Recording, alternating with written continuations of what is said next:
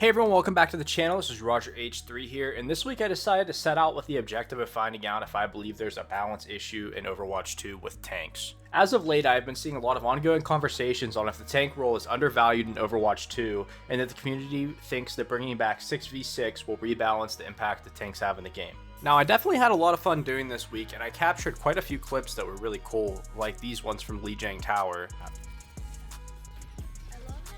Another one? Oh my god, another one. Oh my god, another one. But I also think it's really important to highlight one fact about playing tank in Overwatch 2 that I think a lot of people don't like, and that it's a team is extremely reliant on their one tank to be able to perform at a high level to at least keep the team in the game. Now, when I say this, I'm basically just saying if your team has a tank diff or is not as good as the tank on the other team, chances are you have a significantly lower chance of winning a game than what you do if your tank is able to actually contribute and help your team out. Now, before I get too much further in the video, I do just want to say thank you all very much for the support you've been giving me on the last two videos that I posted.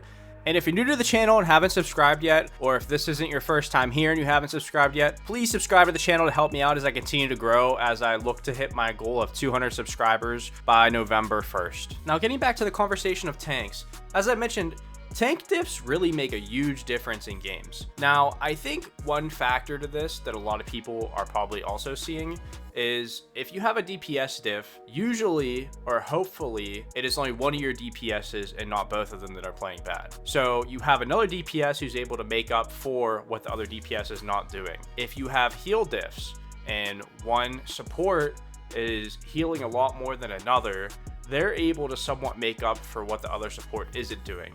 Now, if there's a tank diff, there's no other tank on your team. So you don't have a flex tank or an alternative tank that's able to help out and change characters or contribute to the team in a different way to make a difference. So if the tank on your team is going against a tank on another team, and the tank on the other team just seems like they're a smurf or they're way better, or your tank just is really struggling one game, it makes it extremely difficult to have any impact on the game. Now, on the other hand, tanks are also reliant on their supports and DPS to do their job as well. Now, if a tank has supports that aren't really doing any supporting, aka, or in other words, healing to keep the tank alive, how can you really expect your tank to go ahead and make any space for us to go ahead and take the point or push the cart or anything of that nature? On the other hand, say you're playing against a team that has a lot of flyers and your DPSs aren't able to play hit scans and kill those flyers and shoot them out of the air, what is a tank really going to be able to do to make sure that they can go ahead and go out there and win the game if they can't really have any control over something that they can't attack? Here's another point of view that I kind of have as well though, and this could be kind of a hot take. Overwatch is a team game, so you must rely on your team. No matter what role you're choosing, you always have to have some sort of expectation that your team is going to perform a certain way. And if there's something that's not happening, obviously it's going to make your game and experience a little bit more difficult and potentially not as enjoyable. And I know me sitting here saying your team matters is going to put me on blast, because there's always all these people that are like, oh, well, if you're so good, you'll always end up in the rank that you're supposed to be. So if you're losing in your rank, that means you're ranked too high. Well, how about this? I'm not getting in the conversation on ranks, or if your rank is too high or too low, or what the situation is. I'm saying in a game-by-game basis, if your team isn't performing up to an expectation and they're unable to be successful no matter what kind of composition they're playing, whether they're playing dive, rush, or poke, or anything in between, then no matter what your role is, it makes it extremely difficult for you to have a good time and to be successful. So going back in reverse order through some of the comments and questions that I arose through this video. One, related to tank diffs. How impactful are tank diffs? Well, to be completely honest, I think a blatant tank diff where one tank is actually significantly better than another tank, not where just the stats are different, but the tank and the person playing the tank itself are genuinely being beat out by the tank on the other team. I think a tank diff is the most significant diff that you could have between any team that would make or break if you could win a game. Now, taking it to the next step, or the next question that we discussed and mentioned, would 6v6 improve tank gameplay or improve in general how Overwatch is playing around all characters as well? Well, I'll just start by saying this. I definitely think adding 6v6 back would eliminate the chances of there being a tank diff that directly affects the result of a game as much. As I mentioned before, when you only have one tank and you're getting diffed by the other team, there's no other tank or no one else who could pick up the slack for you or could help you out. Now, if there were two tanks and one of the tanks were underperforming, you guys could either pick different characters or figure out something where, the other tank can help out in the situation and make a bigger impact on the game, or rather the game's outcome. Like, just imagine if you only had one support on your team.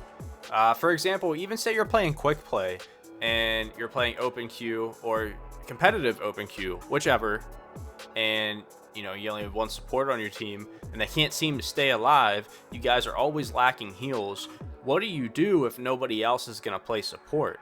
Well, you almost need another support, so somebody needs to switch and you need to have two supports, or your lone support needs to be somebody different.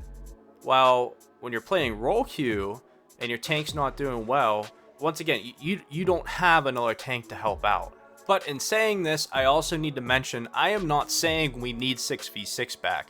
I know a lot of people really think 6v6 is the only solution to this. However, for me personally, never playing Overwatch 1 and only playing Overwatch 2 where there's been one tank, I think the game still works the way it does, and I still think it's very enjoyable to play despite what a lot of others say.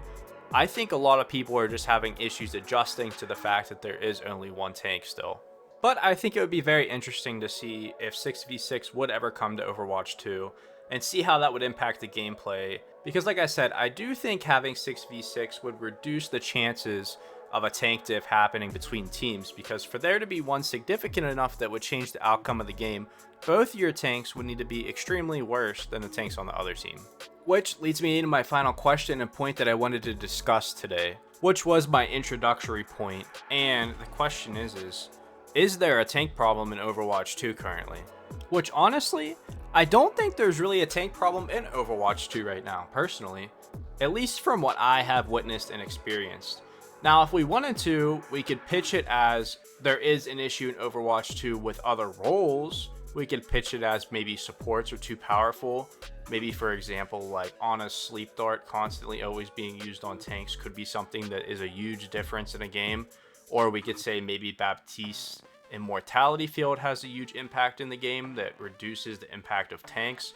However, I think the tank characters, to me, feel pretty good. But I will also add in, I am a rather average player. A lot of my games as of recently have been in the gold and plat rank. As I'm continuing to level up, I will obviously get different experiences and different opinions. But that is quite frankly how I feel right now on the tank rule. With that being said, I'm extremely interested to hear what you all think. Please make sure you leave your thoughts down in the comments below, and I'll be sure to reply to you and have ongoing conversations just to see what the community thinks.